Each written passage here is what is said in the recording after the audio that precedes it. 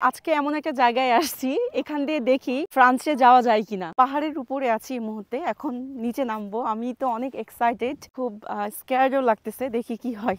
এই জায়গাতে আসার পরে আমার এখন মনে হচ্ছে যে মানে বয়স যখন আর একটু বেশি হয়ে যাবে, ঠিক এই রকম মানে খুবই সুন্দর খোলামেলা নদী থাকবে, মানে বিশাল সমুদ্র থাকবে এবং বাসাটা হবে একেবারে সমুদ্রের পাশে।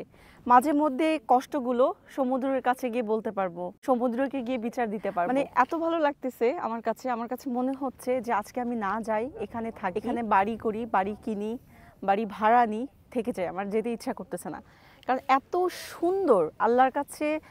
মানে আমি কি বলবো, পানির যে কিনা যে ন্যাচার একটা ওই সাউন্ডটা আসতেছে, পানির তরঙ্গগুলো খুবই বেশ মানে ভালো লাগতেছে, বিভিন্ন কালারের তরঙ্গ। এবং এখানে যে জায়গাটা এসেছি, এখানে জায়গাটার নাম হচ্ছে ডোভার। সো ডোভারের হচ্ছে, ডোভার নামে একটা হচ্ছে পাখির নাম। পাখিটা এত সুন্দর, হোয়াইট কালার, খুবই সুন্দর। ওদের আওয়াজ শুনতে আমার কি যে ভালো লাগতেছে আমি বলে বুঝাতে পারবো না। এখন চিন্তা করতেছি যে এখানে থেকে যায়। আচ্ছা, আপনারা কমেন্টে জানাবেন যে এরকম পরিবেশে থাকতে পারলে কেমন লাগবে বা থেকে গেলে কেমন হবে। যদি আমি একটু ওই সাইডটা দেখাই, খুবই ভালো হবে না? আচ্ছা, সো একটু বয়স হয়ে গেলে দেখা যাচ্ছে যে এই টাইপের অনেক ফাঁকা জমি থাকবে, বিভিন্ন রকমের সবজি চাষ, ধান চাষ, গম চাষ, তাই না? অনেক বেশি ভালো লাগবে আমার কাছে মনে হচ্ছে। কারণ দেখেন, আর দেয়ালের মধ্যে থাকতে থাকতে শহরের জীবন থেকে যখন আমরা একটু গ্রাম্য বা প্রাকৃতিক সৌন্দর্যের দিকে একটু আমরা ধাবিত হই, আমাদের মন মানসিকতা সব কিছু পরিবর্তন হয়ে যায়। মনে হয় যে আর এই মানে শহরে জঞ্জাটের মধ্যে আর থাকতে চাই না আমরা। তো আসলে আজকে মনটা আমার পরিবর্তন হয়ে গেছে, যার কারণে কিন্তু এত সুন্দর সুন্দর কথা মন দিয়ে আসতেছে, বলতে পারতেছে, তাই না? ভালো লাগতেছে। এখান থেকে ইউরোপের দেশ দেখতে পাচ্ছি, ফ্রান্স দেখতে পাচ্ছি, এবং তাদের আমি নৌকাও দেখতে পাচ্ছি। ভালো লাগতেছে যে পাখি ডাকতেছে। এখন যে জায়গাটায় দাঁড়িয়ে রয়েছি এটার নাম হচ্ছে হোয়াইট ক্লিফ। সো সামনের দিকে যাওয়া যাক।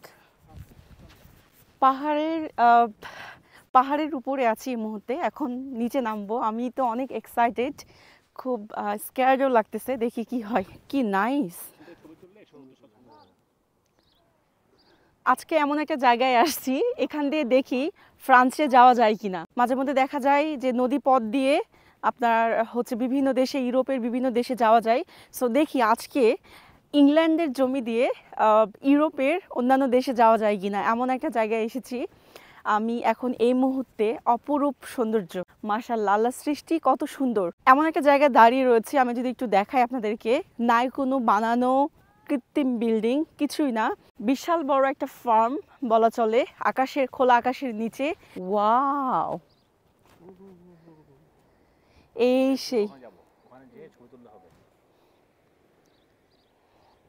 পানির কি যে সাউন্ড সুন্দর, এই যে তার সৌন্দর্য দেখেন। কোথায় এখন আসছি?